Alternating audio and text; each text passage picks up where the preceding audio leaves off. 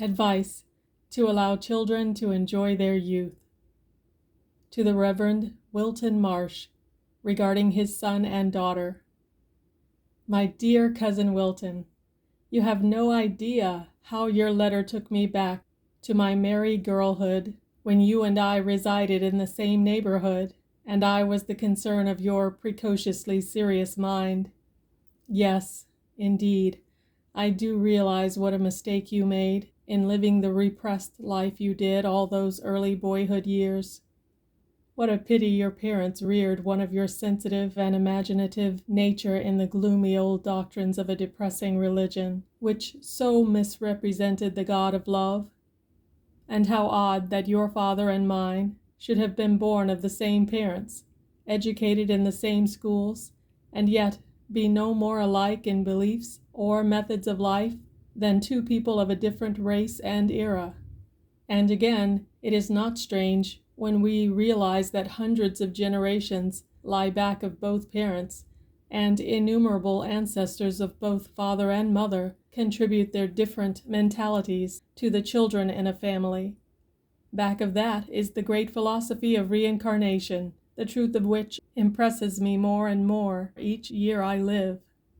Do you recall your horror the first time I told you I had read a book on reincarnation and confessed that it had made me anxious to study the theory? You said I was a pagan and a heathen, and that I would surely be damned forever unless I turned to the way of salvation.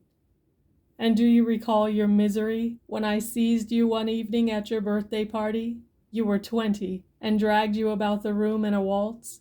That is, I waltzed, while you hobbled about like a lame calf, much to the amusement of most of the company. There were more who sympathized with my views of life than with yours. You were such a wet blanket on our youthful spirits. Your ever-blazing lake of brimstone did not even serve to warm the blanket. I have been gratified to watch your growth the last 10 years. You have so changed your point of view, which indicates your real worth and progressive good sense. And when you tell me that you have for years regretted your lost opportunities for natural and moral pleasure, and that you suffered beyond your power to describe in those old days in conquering your desire to dance and play games, it brings tears of mingled rage and pity to my eyes. Rage at the old theology, and pity for the poor children whose lives were shadowed by it. And now what you tell me of your son and daughter proves another of my theories true, and shows me how nature revenges its wrongs. Children, my dear Wilton, especially the offspring of strong characters, inherit the suppressed tendencies of their parents.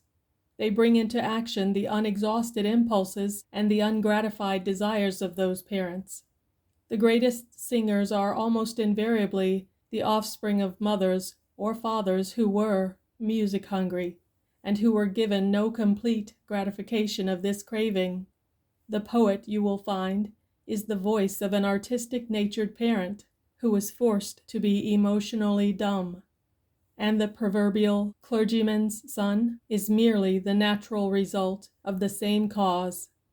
He is charged with the tendencies and impulses which his father crucified. That your son loathes study and hates church-going, and adores a brass band and a circus, and runs away to the races, does not in the least surprise me. Nor that your 16-year-old daughter grows hysterical at the sound of dance music, and prefers a theatrical show in your village hall to a Sunday school picnic, and is mad to become an actress. They are your own wronged and starved emotions personified and crying out to you for justice.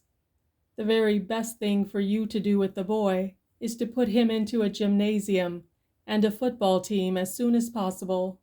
Offer no opposition when he wants to see a good horse race. Urge him to go, and ask him to tell you all about it when he returns. Begin right now to get close to the heart of your children.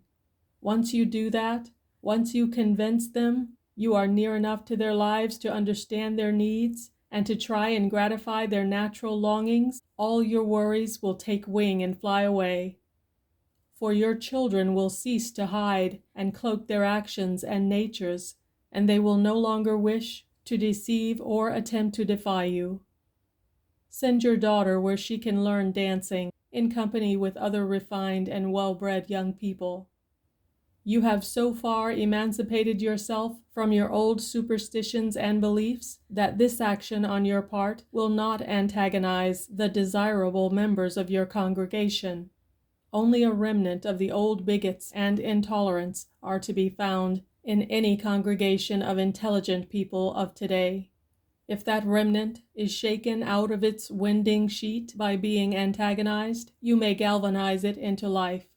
At all events, do not endanger the peace of your home and the happiness of your children, for fear of antagonizing a few parishioners of arrested spiritual development. Give your son and daughter an outlet for the youthful vitality which is like steam, a moving power when used, dangerous and destructive when pent up. Take young Wilton and Rebecca into a room and talk the whole matter over. Tell them how deeply you love them, and how you have just come to realize the mistake you have made in trying to eradicate from them the natural desire for wholesome pleasure, instead of giving it proper avenues of expression. Say frankly that you see your error and that you intend to rectify it. Ask their cooperation, and appeal to their good taste and affection not to mortify or humiliate you in your position of clergyman by overstepping the bounds of decorum or discretion. Lead them to talk of their ambitions and desires, and, as consistently as you can, gratify them. Let your daughter come to me for a season. I will help to reshape and modify her ideals of enjoyment to some degree. I am sure if she sees a few of our best spectacular plays, and hears good music, and enjoys beautiful rhythmic dancing, she will not be so carried away with the traveling show. I will acquaint her with some of the commonplace facts concerning the lives of theatrical people, and show her the frayed, tinsel, and worn faces by daylight. This will do more for her than all your sermons on the dangers of a theatrical career. The young heart is fascinated with the thought of danger and temptation. It is repelled by the commonplace and the ugly. When you talk to a young mind in a whisper and behind locked doors about a temptation to be avoided, you but give edge to appetite and curiosity. When you bring the temptation out into the glare of sunlight and speak of it in presence of the whole world, you dispel the illusion. I will gather together some data concerning the sporting men of America and send your son. I will also mail him the sporting papers regularly. Let him talk and read openly about the subject, and it will lose half its weird charm. He too should learn to dance, swim, fence, and ride. His bounding vitality needs directing in wholesome channels. I have never understood the prejudice against dancing. To me, it is a form of religious praise of the Creator of youth, health, vitality, and grace. I have always loved dancing, and the exercise, besides being eminently beneficial to the health and wonderfully conducive to grace, is, to my thinking, highly moral in its effect. Its only danger lies in wrong associations, and these seem to threaten young people who are restricted from the enjoyment in their homes and among their rightful companions. I cannot help thinking that Louis Fuller should have a niche in the Hall of Fame among the immortals for having given the last century her exquisitely beautiful creations in dancing. No woman has given us a great epic or a great painting or a great musical composition, but she has given us a great dance poem, which is at the same time a painting and a song. Oh, you poor starved, blind soul, to be deprived of such beautiful spectacles, how I pity you, and how I pray you give your children the privileges you have missed through a belittling idea of your Creator.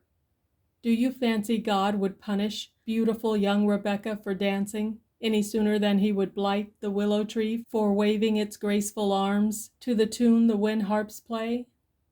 Come up out of the jungles of ignorance and bigotry, my dear cousin, and live on the hilltops, and bring your children with you, for there you will all find yourself nearer to God and to humanity.